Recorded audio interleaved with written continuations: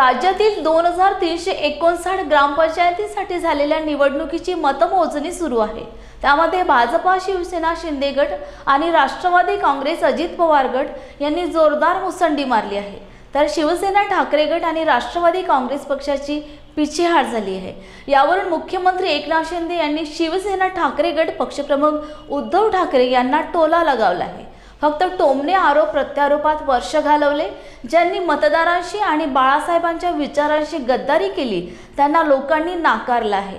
मतदारांशी प्रतारणा केलेल्यांना जनतेने घरी बसवलं, असंही घरी बसण्याची सवय त्यांना होतीच, असं म्हणत मुख्यमंत्री शिंदेंनी उद्धव ठाकरेंवर टीका केली आहे।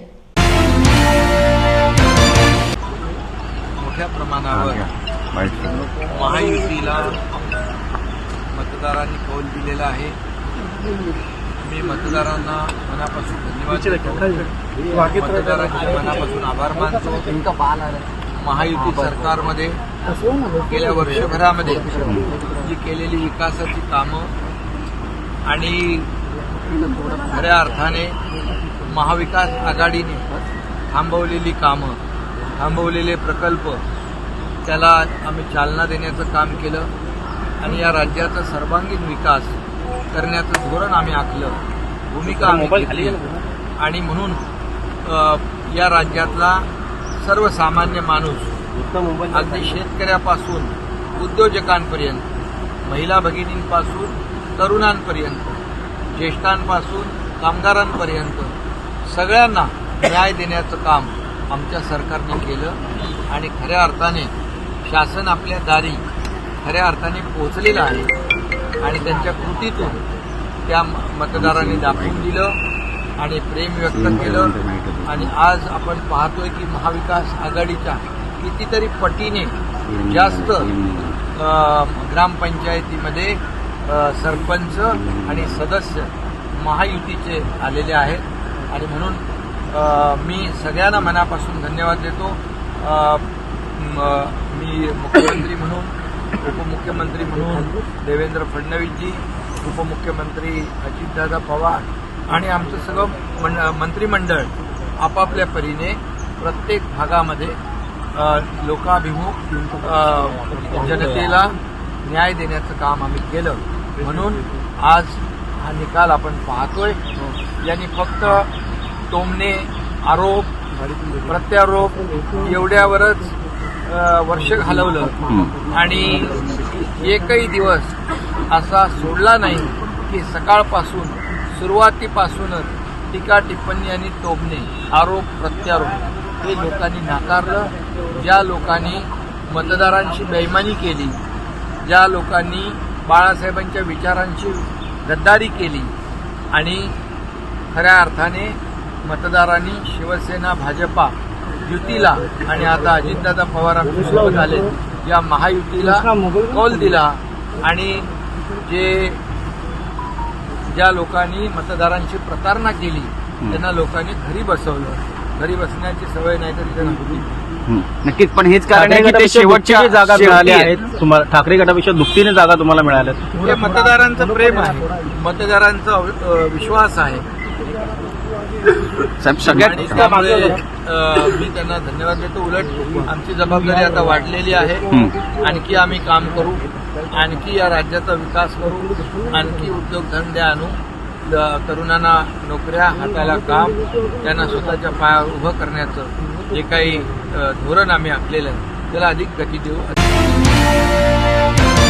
ऑनलाईन कामाची सक्ती करू नये, दिवाळीचा बोनस 5,000 रुपये मिळावा, गटप्रवर्तकांच्या मानधनात वाढ व्हावी, गटप्रवर्तकांचे समायोजन करावं, अशा मागणीसाठी आशा वर्कर्स गटप्रवर्तक युनियनतर्फे सर्व महिलांनी शासनाचा निषेध म्हणून काळी साडी नेसून मोर्चामध्ये सहभागी झाल्या होत्या। सरकारविरोधी घोषणा देत ऐतिहासिक दसरा चौकात निघालेला हा मोर्चा जिल्हाधिकारी कार्यालयावर आला आणि या मागणीचं निवेदन जिल्हाधिकारी राहुल रेखावार यांना देण्यात आले।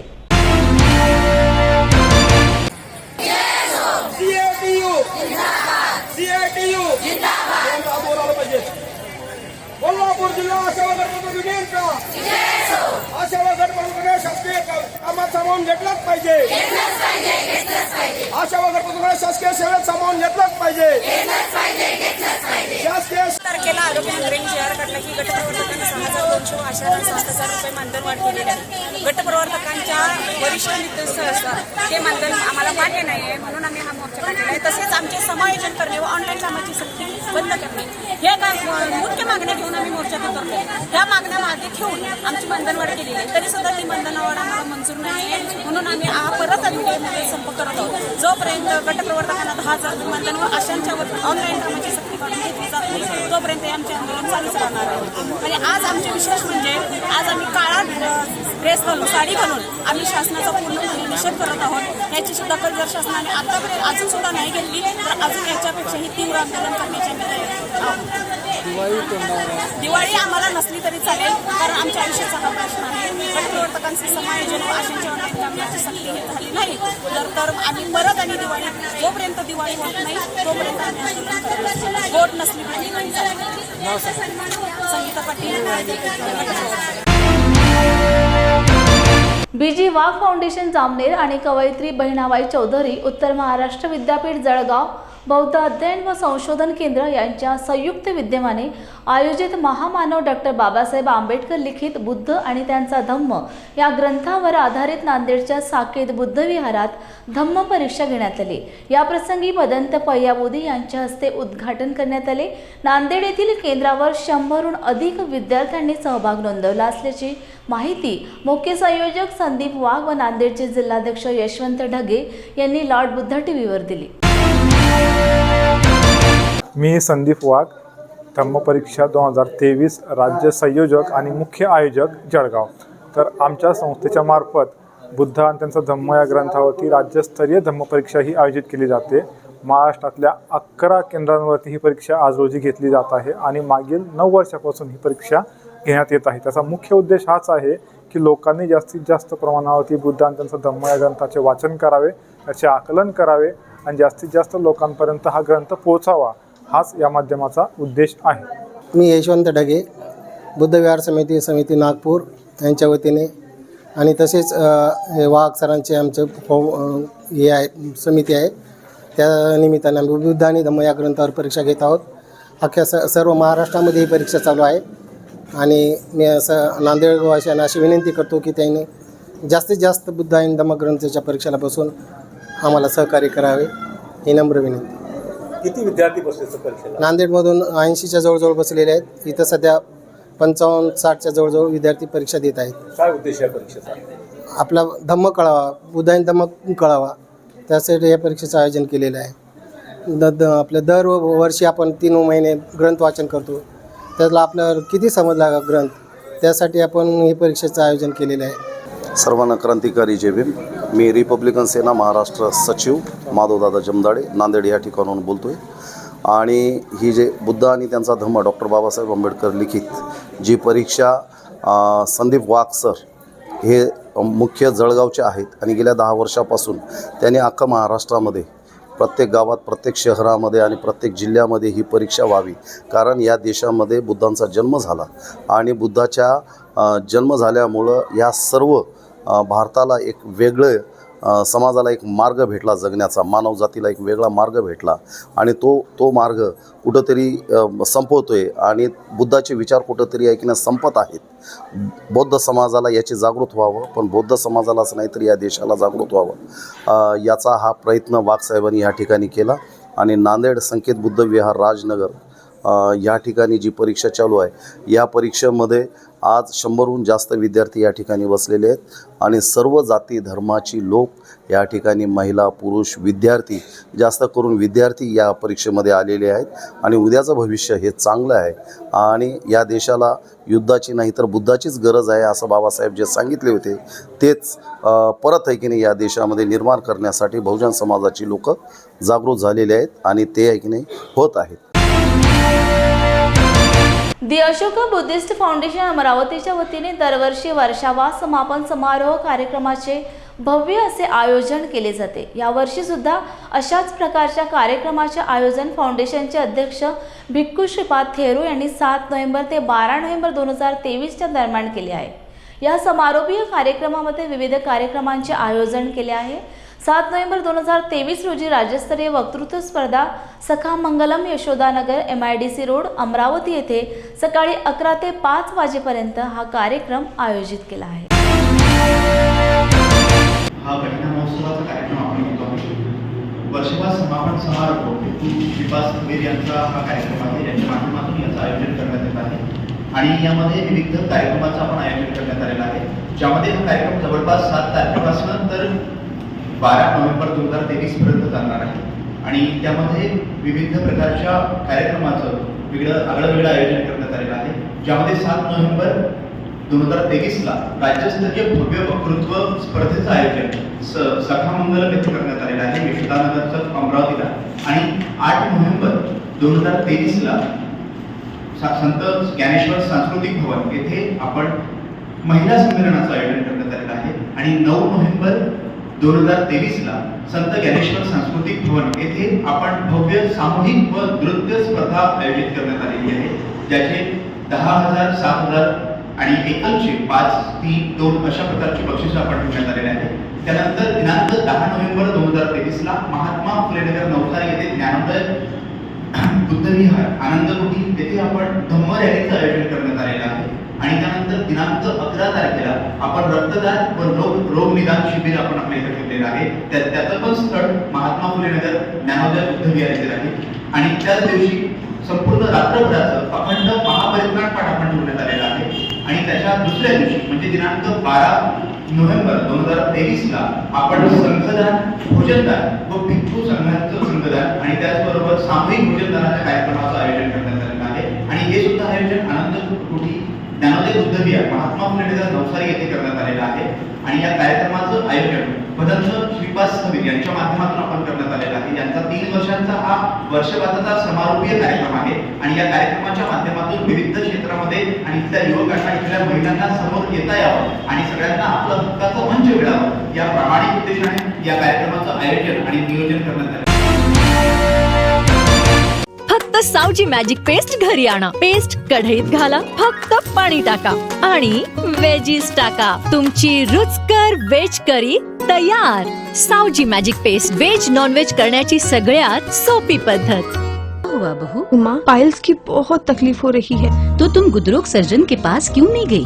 देखो, जैसे हार्ट के लिए हार्ट स्पेशलिस्ट, ब्रेन के लिए ब्रेन स्पेशलिस्ट, तो पाइल्स के लिए पाइल स्पेशलिस्ट क्यों नहीं? स्त्री हो या पुरुष, टॉयलेट में तकलीफ केवल पाइल्स ही नहीं और भी कई प्रकार के गुदरोग तथा कैंसर भी हो सकता है, इसीलिए इसकी प्रत्यक्ष जांच जरूरी है। ठीक है माँ, पर जांच के लिए हम जाएंगे कहाँ? वही काले आयुर्वेदिक पाइल्स हॉस्पिटल में। लेकिन माँ, प्रेगनेंसी में पाइल्स की दवाइयाँ? प्रेगनेंसी में आयुर्वेदिक दवाइयाँ सुरक्षित होती है। जनहित में जारी काले आयुर्वेदिक पाइल्स हॉस्पिटल, औषधि चिकित्सा तथा सर्जरी ट्रीटमेंट उपलब्ध। हमारा पता उमरेड रोड, दिघौरी बस स्टॉप के पास, नागपुर। अधिक जानकारी के लिए वेबसाइट पर जाएं kalepailshospital.com। Nagpur is famous for संतरे, टाइगर, 0 माइल और सावजी खाना। और सावजी खाने को उसका असली स्वाद देते हैं सावजी मसाले, जिससे बनता है ऑथेंटिक सावजी खाना। मसालों में मसाले अहिरकर ग्रुप के सावजी मसाले। आपण आपला स्व शोधल्याशिवाय आपले जीवन शोधू शकत नाही, कारण स्व प्रत्येक गोष्टीसाठी, प्रत्येक यशासाठी जबाबदार आहे। आजच्या स्पर्धात्मक युगात आजचा युवक भरकटलेला आहे, म्हणून जीवन स्पष्ट आणि सशक्त बनवण्यासाठी व युवा जागरूकता निर्माण व्हावी याकरिता डॉ. आंबेडकर स्मारक शाळा भद्रावती येथे 18 ते 40 वयोगटातील युवकांकरिता स्वतःचा शोध घ्या या विषयावर 2 दिवसीय कार्यशाळा आदरणीय धम्मचारी अनोमशूर नागपूर यांच्या मार्गदर्शनात आयोजित करण्यात आली। खूप खूप आभार व्यक्त करतो, कारण त्यांनी युवकांसाठी हा जो काही वर्कशॉपची संधी इथे मला उपलब्ध करून दिली। विशेषतः हे जे काही यूथ आहेत 15 ते 35 वयोगटातील इथे यूथ होते आणि या वर्कशॉपमध्ये बरेचदा आपण आता बघतो पूर्ण एक परिस्थिती जर बघितली ॲज अ यूथ म्हणून तर फारच बिकट परिस्थिती आहे। कारण त्यांना एक प्रकारे असं म्हणता येईल की नेमकं त्यांच्या जीवनामध्ये काय केलं पाहिजे आणि कशा पद्धतीने आपलं जीवन घडवलं पाहिजे याच्याविषयीची एक माहिती जी आहे ती तशी नाही आहे। म्हणजे नेमकं जीवन काय आहे, जीवनाला कशी दिशा दिली पाहिजे, तर ते कुठेतरी भरकटलेले आहेत. पण आज आम्ही या वर्कशॉपची जी थीम आहे, या वर्कशॉपची थीम आहे डिस्कवर युअरसेल्फ, म्हणजे स्वतःचा शोध घ्या. जर आपण स्वतःचा शोध घेऊ शकलो नाही तर निश्चितच आपण आपल्या जीवनामध्ये पुढे जाऊ शकणार नाही. कारण बरेचदा आजच्या युथला हे माहीतच नाही की स्वतःचा शोध कसा घ्यायचा, त्याचा बेस काय आहे. तर आज आम्ही पूर्ण दिवसभर इथे 3 बाबी शिकण्याचा प्रयत्न केला. पहिल्या याच्यामध्ये आम्ही बघितलं की कशा पद्धतीने आपण जरी वेगवेगळे आहोत पण क्वालिटीज ज्या आहेत, आपल्यामधल्या ज्या काही सकारात्मक भावना आहेत, त्या सकारात्मक भावना एकच आहेत. प्रत्येकालाच असं वाटतं आहे की प्रत्येकच व्यक्ती त्याच्यामध्ये मैत्री आहे, प्रत्येकच व्यक्ती त्याच्यामध्ये करुणा आहे, प्रत्येकच व्यक्ती त्याच्यामध्ये दान आहे, प्रत्येकच व्यक्ती तो काहीतरी करू इच्छितो. असा इथे बसलेला एकही व्यक्ती नव्हता की ज्याला असं वाटत होतं की त्याने त्याच्या जीवनामध्ये काहीही केलं नाही पाहिजे. वर्कशॉप इथे भद्रावतीमध्ये आम्ही आयोजित केलेला आहे आमच्या संपूर्ण टीमनी. तर त्याच्यामागचा एकच हा उद्देश आहे की आजचा जो यूथ आहे ते यूथ असं भरकटलेलं आहे, त्याला काय करावं काय नाही असं समजत नाही आहे. कारण की आजही आपण बघतो की वेगवेगळ्या फेजमध्ये किंवा वेगवेगळ्या भागामध्ये यूथ भरकटलेला आहे. तर त्या भरकटलेल्या यूथला ते जे शोधत आहे ते कुठे शोध घेईल तर तो त्याच्या स्वतःमध्ये शोध घेणं अतिशय महत्त्वाचं आहे. कारण की सगळ्या प्रॉब्लेमचे जे काही मूळ स्वतःच आहे आणि त्याच्यावरचा उपाय आहे स्वतःच आहे. कारण की स्वतःला जोपर्यंत तो ओळखणार नाही आणि त्याच्यावर स्वतःला जोपर्यंत तो जाणणार नाही की माझ्यामध्ये काय आहे, तोपर्यंत तो एक प्रकारे त्याच्यामध्ये जे काही चांगल्या गोष्टी आहेत त्या चांगल्या गोष्टी करू शकणार नाही. आणि त्याला जे काही जीवनामध्ये पाहिजे आहे ते पाहिजे तो तेव्हाच मिळू शकते जोपर्यंत तो स्वतःची स्ट्रेंथ ओळखणार, स्वतःची जे ताकद ओळखणार, स्वतःमध्ये काय आहे ते जाणून घ्या. आणि सरांना आम्हाला खूप सुंदर असं मार्गदर्शन केलेलं आहे. आज आपण बघतो आहोत की ज्याप्रमाणे जे युवक आहेत ते युवक कुठेतरी भरकटत चाललेले आहे, धम्माचं जे पालन आहे ते करायला बघत नाही आहेत. तर एका दृष्टिकोनातून जर आपण बघत आहोत तर जे यूथ आज बघत आहोत की जे यूथ आपल्याला भरकटताना दिसत आहे त्यांना कुठेतरी एका धम्माच्या मार्गाने ते आले पाहिजे आणि धम्माच्या मार्गाने लागून ते कुठेतरी एका चांगल्या दिशेने गेले पाहिजे, जेणेकरून प्रत्येकांचे एक ध्येय असते त्या ध्येयापर्यंत ते पोहोचले पाहिजे. आज बघतोय आपल्याकडे व्यसनाधीनता खूप वाढलेली आहे. विद्यार्थी लोक लहानपणापासून त्यांच्यामध्ये हिंसेची भावना आपण बघत आहोत. ती हिंसेची भावना कुठेतरी थांबली पाहिजे. टीमवर्क त्यांना करता आला पाहिजे चांगल्या प्रकारचं. तर ते टीमवर्क आम्हाला इथे शिकायला मिळालं. त्याच्यानंतर ग्रॉस्पिंग पॉवर काय असते, त्याला आपण आपल्यामध्ये कसं आणायला पाहिजे, या एका खेळाच्या माध्यमातून म्हणजे एक सरांनी थीम घेतला त्याच्या माध्यमातून आम्हाला एका कृतीतून आम्हाला शिकायला मिळालं. आणि खरंच हे शिबिर करणे खूप आवश्यक आहे प्रत्येक युवकांना. मी तर म्हणते प्रत्येक लहान मुलापासून हे शिबिर झालं पाहिजे प्रत्येकांसाठी. आणि खूप चांगलं असं शिबिर आज मला करायला मिळालं, याचा मला तर आनंद होतोच, पण मला असं वाटतं प्रत्येकांना काही ना काहीतरी शिकायला मिळालं आणि हे वारंवार आमच्या भद्रावतीमध्ये असं शिबिर होत राहावं असं मला तरी वाटते. आणि सर्व या टीमचं मी धन्यवाद करते आणि सरांचे खूप खूप मनापासून आभार मानते. कोल्हापूर शहराला केंद्र सरकारकडून 40 कोटी निधीतून 100 वातानुकूलित ई बसेस मंजूर झाले आहेत. याबद्दलची माहिती भाजपचे खासदार धनंजय महाडिक यांनी पत्रकार परिषदेत दिली. 2 महिन्यात KMTच्या ताब्यात ई बसेस मिळणार असून आता कोल्हापूरकरांचा आरामदायी प्रवास होणार आहे. केंद्र सरकारच्या विशेष समितीकडून PM ई बस सेवा प्रकल्पांतर्गत मिळणार आहेत. पत्रकार परिषदेला माजी आमदार अमल महाडिक, महेश जाधव, सत्यजित कदम, भाजपाचे जिल्हाध्यक्ष राहुल चिकोडे, प्राध्यापक जयंत पाटील यावेळी उपस्थित होते. आदरणीय प्रधानमंत्री मोदीजी यांच्या माध्यमातून कोल्हापूर शहरासाठी दिवाळीचं भव्य दिव्य असं गिफ्ट मिळालेलं आहे. कोल्हापूर शहरासाठी 100 ई बसेस मंजूर झालेले आहेत. मला वाटतं ही कोल्हापूरकरांसाठी खूप आनंदाची बातमी आहे. गेले अनेक वर्ष कोल्हापूर महानगरपालिकेत अंतर्गत असणारी KMT बस सेवा ही विस्कळीत झालेली होती. असणाऱ्या बसेसपैकी 50% पेक्षा जास्त बसेस या नादुरुस्त आहेत, ज्या इतर बसेस रस्त्यावरती चालू आहेत त्याचा मेंटेनन्स होत नव्हता, चांगलं उत्पन्न होत नसल्यामुळं कर्मचाऱ्यांचे पगार वेळेवर होत नव्हते, या सगळ्यावरती सोल्युशन म्हणून महापालिकेनं 50 बसेसची मागणी राज्य सरकारकडून केंद्र सरकारकडे केलेली होती. गेल्या 1 वर्षापूर्वी मी भारतीय जनता पार्टीचा खासदार म्हणून निवडून आल्यानंतर त्या 50 बसेसचे 100 बसेस कशा होतील यासाठी मी प्रयत्न केला. केंद्र स्तरावर 3-4 बैठका झाल्या आणि काल ती जी अंतिम बैठक झाली त्यामध्ये कोल्हापूर शहरासाठी 100 ई बसेस मंजूर झालेले आहेत. कोल्हापूरसाठी खूप मोठी बातमी आहे आणि पर्यावरण पूरक महत्वाचा निर्णय म्हणजे पर्यावरण पूरक या बसेस असणार आहेत. कुठल्याही पद्धतीचं कार्बन एमिशन होणार नाही, कुठल्याही पद्धतीचे मेंटेनन्स लागणार नाहीये आणि मॅन पॉवर कमी लागणार आहेत. एसी बसेस सगळे आहेत. सगळं जे पेमेंट होणार आहे ते डिजिटली पेमेंट करण्याचा आपला मानस आहे.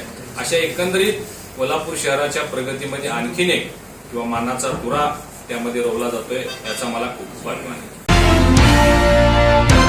परभणीतील भारतीय बौद्ध महासभेच्या जिल्हा शाखा परभणीच्या वतीने गोदाचार्य श्रामणेर परीक्षा संपन्न झाली. दिनांक 5 नोव्हेंबर 2023 रोजी परभणी शहरातील वर्मानगर येथे आम्रपाली बुद्ध विहार येथे बौद्धाचार्य श्रामणेर परीक्षा संपन्न झाल्या. यावेळी 19 बुद्धाचार्यांनी परीक्षा दिल्या. प्रचार आणि प्रसार होण्यासाठी या परीक्षा घेतल्या जातात. मुख्य परीक्षेत मुंबईचे अनिल मनोहर सर यांची उपस्थिती होती. शिक्षक म्हणून जिल्हाध्यक्ष अशोक कांबळे, आनंदा बेर्जे, बाबासाहेब धवाले, MM भरणे, विश्वनाथ झोडपे, माजी सैनिक बहादुरे आदी मान्यवर उपस्थित होते. लॉर्ड बुद्धा TV आपलं स्वागत करतो. मी दिलीप बनकर, भारतीय बौद्ध महासभा जिल्हा शाखा परभणीच्या वतीने बौद्धाचार्य श्रामणेर परीक्षा सुरू झालेल्या आहेत. दिनांक 5/11/2023 रविवारपासून ह्या परीक्षा शहरातील आम्रपाली बुद्ध विहार वर्मानगर येथे ह्या परीक्षा होत आहेत आणि या ठिकाणी मुख्य परीक्षक मुंबई या ठिकाणून आलेले आहेत अनिल मनोहर सर आणि त्याचबरोबर या AH भेर्जे, बाबासाहेब धबाले. या परीक्षेसाठी एकूण जवळपास 19 बौद्धाचार्य श्रामणेर परीक्षा देत आहेत. आपल्यासोबत मुख्य परीक्षक या ठिकाणी आलेले आहेत. आपण त्यांच्याशी जाणून घेऊया. परभणी जिल्ह्यामध्ये भारतीय बौद्ध महासभेच्या वतीने ही पहिलीच परीक्षा होत आहेत आणि या परीक्षेमधून जे बौद्धाचार्य श्रामणेर आहेत ते घडवण्याचं काम या ठिकाणी भारतीय बौद्ध महासभेच्या वतीनं होत आहे. आपल्यासोबत मुख्य परीक्षक अनिल मनोहर सर आहेत. आपण त्यांच्याशी जाणून घ्या काय सांगतात माध्यमाशी. बुद्धा जय भीम.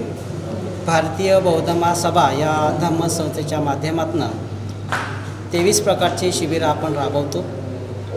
या शिबिराच्या माध्यमातून जसं बौद्धाचार्य श्रामणेर शिबिर आहे असं बौद्धाचार्य श्रामणेर शिबिर या परभणी जिल्ह्याच्या माध्यमातून झालं होतं आणि त्याची आज 5 नोव्हेंबर रोजी परीक्षा या पवित्र बुद्ध विहारामध्ये याचं आयोजन करण्यात आलेलं आहे.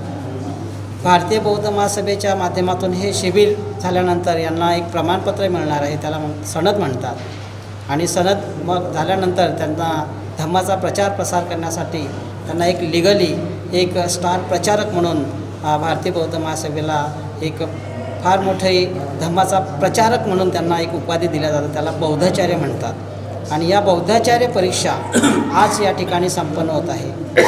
आपणाला सांगू इच्छितो की महाराष्ट्राच्या जवळजवळ 22 जिल्ह्यामध्ये एकाच दिवशी एकाच वेळेला ही बौद्धाचार्य परीक्षा संपन्न होत आहे. त्यामधली हे जे परभणी एक सेंटर या ठिकाणी आहे आणि बौद्धाचार्य हा संस्थेचा प्रमुख असा खांब आहे. बौद्धाचार्य हे सूर्यपुत्र भैयासाहेब आंबेडकर म्हणजे बाबासाहेब आंबेडकर यांचे सुपुत्र भैयासाहेब यांनी या बौद्धाचार्याची निर्मिती केलेली आहे आणि बौद्धाचार्य हा धार्मिक संस्कार विधीसाठी त्याचबरोबर धार्मिक संस्कार विधी संपन्न करण्यासाठी धम्माचा प्रचार प्रसार करण्यासाठी ह्या बौद्धाचार्याची निर्मिती केल्या जात आहे आणि हा बौद्धाचार्य आपल्या धम्माची जी प्रचार प्रसारक आहे ते स्वतःपासून आणि स्वतःच्या घरापासून सुरुवात करतात. समाजामध्ये धार्मिक प्रचार प्रसार करण्याचं काम करत आहेत. भारतीय बौद्ध महासभेचं पहिलं राष्ट्रीय अधिवेशन झालं 1968 सालामध्ये मुंबई या ठिकाणी. तर या अधिवेशनामध्ये प्रथम बौद्धाचार्याची निर्मिती ही सूर्यपुत्र भैयासाहेब आंबेडकर यांच्या सहयोगाने झालेली आहे. आज जवळजवळ प्रत्येक जिल्ह्यामध्ये माझ्या मते किमान 500च्या वर बौद्धाचार्य आहे. मी ज्या ठाणे जिल्ह्यामधून बिलॉंग करतो म्हणजे आहे त्या ठाणे जिल्ह्यामध्ये जवळजवळ 1,500 बौद्धाचार्य आहेत. आम्ही भारतीय बौद्ध महासभेच्या माध्यमातून 2 फेब्रुवारी ते 7 फेब्रुवारी या कालावधीमध्ये बौद्धांचं विश्वविद्यापीठ म्हणजे चैत्यभूमी या ठिकाणी महिला बौद्धाचार्यांनासुद्धा आम्ही घडवणार आहोत. त्याची पूर्वतयारीसुद्धा चाललेली आहे. तसं पुरुष बौद्धाचार्य धम्माचा प्रचार प्रसार करत आहेत. तसंच स्त्रीसुद्धा बौद्धाचार्य धम्माचा प्रचार प्रसार करण्यासाठी भारतीय बौद्ध महासभेच्या माध्यमातून घडवण्यात येत आहे. आणि ही परीक्षा वर्षातून 2 वेळा घेतल्या जातं. एक ऑक्टोबरला असतं आणि एक नोव्हेंबर-डिसेंबरच्या कालावधीमध्ये असतं.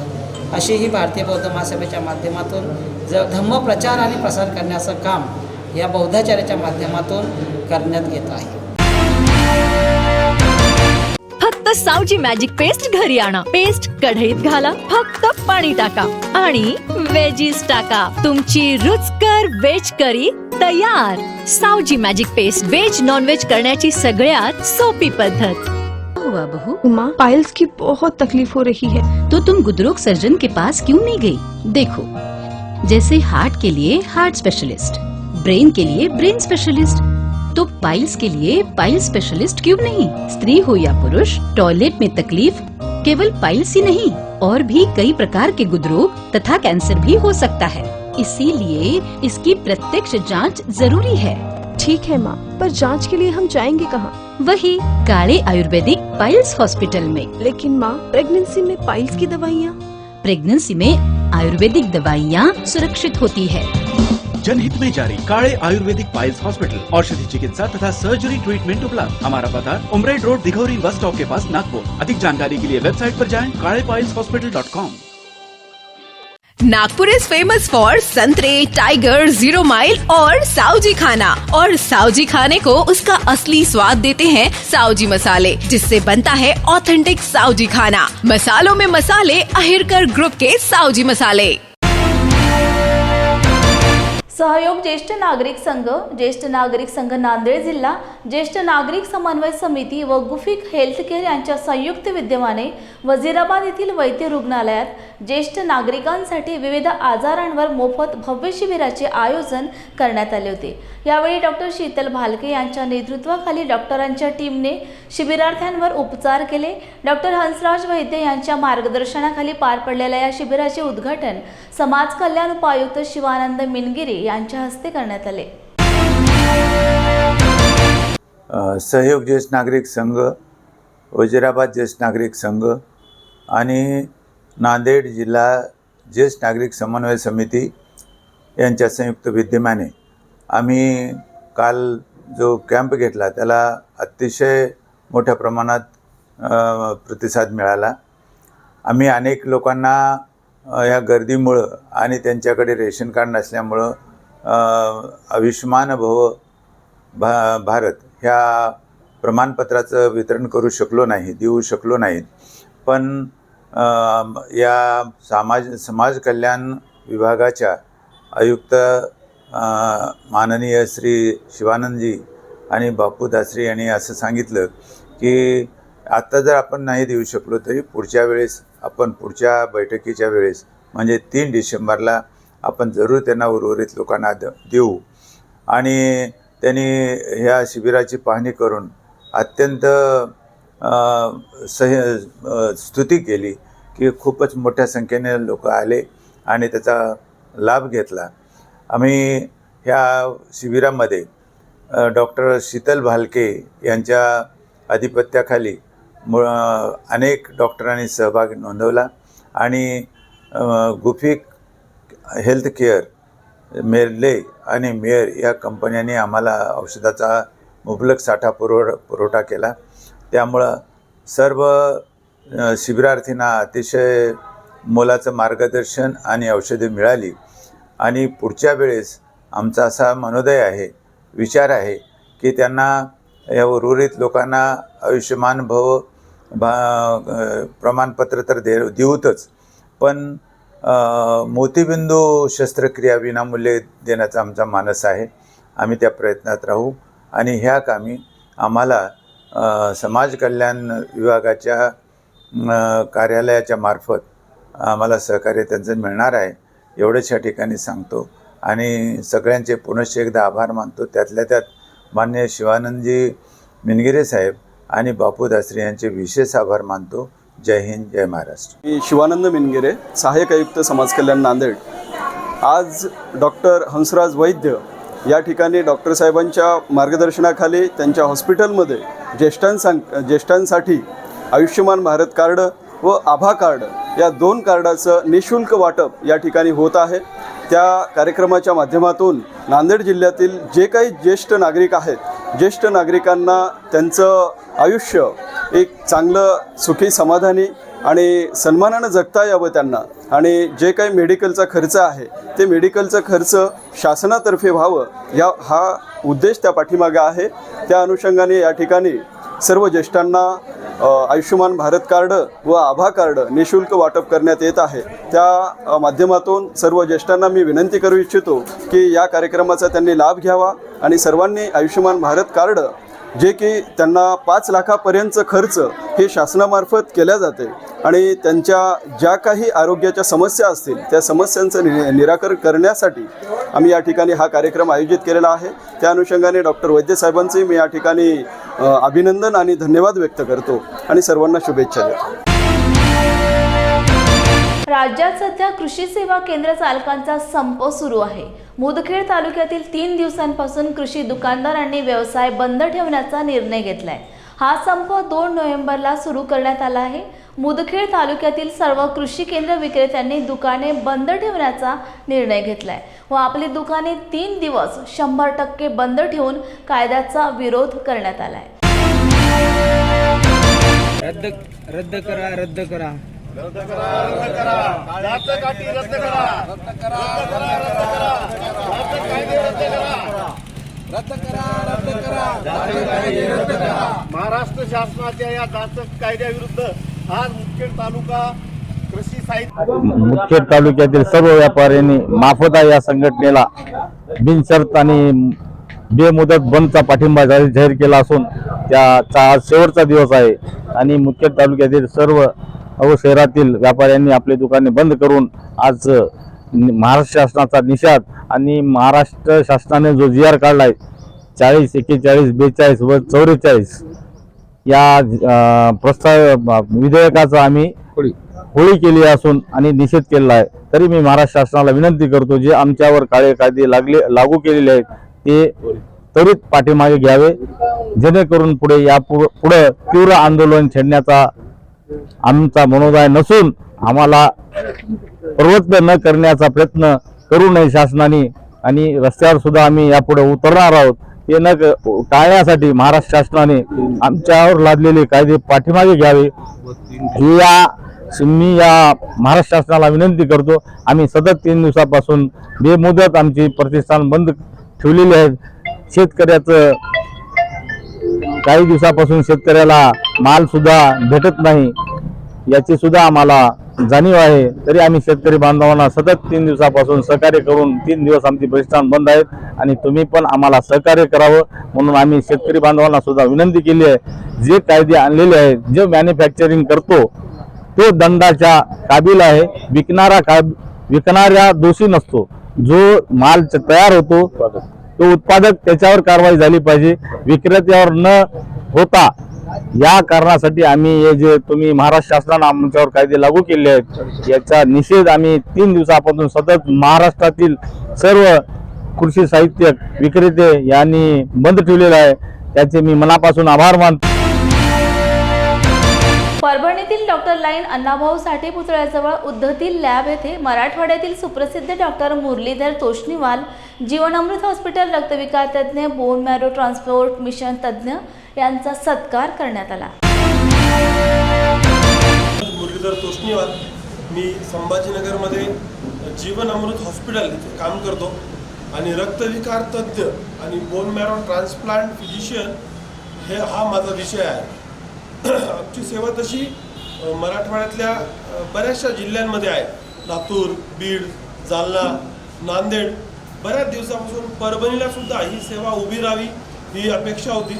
सध्या सोबत डॉक्टर सुयोग नागरे म्हणून एक रक्तविकार तज्ज्ञ जोडले गेलेत आणि त्यामुळं परभणीला सुद्धा ही सेवा आम्ही सुरू करू शकलो. प्रत्येक महिन्याच्या पहिल्या शनिवारी मी आता परभणीला व्हिजिट करतो. बऱ्याचदा रक्ताच्या आजाराचे जे तज्ज्ञ आहेत ते खूप कमी आहेत. महाराष्ट्रात 10पेक्षा कमी, मराठवाड्यात मोजके 2-3 जण आणि त्यामुळं रुग्णांचं निदान होत नाही. त्यातल्या त्यात निदानासाठी फक्त संभाजीनगरला येणं हे सुद्धा परिवारासाठी, रुग्णासाठी वेळ आणि खर्च करणारी गोष्ट असते आणि त्यामुळं 50 लोकांनी तिकडे येण्यापेक्षा आपणच परभणीला यावं या मानसाने आम्ही या गोष्टीची सुरुवात केली. आज परभणी रुग्ण हक्क समितीने माझा सत्कार केला आणि हा विषय जास्तीत जास्त लोकांपर्यंत पोहोचावा म्हणून काही प्रयत्नशीलता दाखवली. त्याबद्दल मी त्यांचा खूप खूप आभारी आहे. रक्ताचे आजार, रक्ताचे कर्करोग, रक्त कमी होणं, पेशी कमी होणं, या आजारांना वेळेवर उपचार होणं, लवकर निदान होणं खूप महत्त्वाचं असतं आणि त्यामुळे मला असं वाटतं की जीवन अमृतची सेवा माझी उपलब्धी जर परभणीत काही प्रमाणात असेल तर त्याने नक्कीच आम्ही काही रुग्णांच्या सेवेला येऊ एवढं मला थोडं आनंदाची गोष्ट वाटते. धन्यवाद. जय भीम मीडियाच्या बातमीपत्रात वेळ झाली आहे तेच थांबण्याची. पुन्हा भेटूया ताज्या घडामोडी घेऊन. तोपर्यंत जय भीम.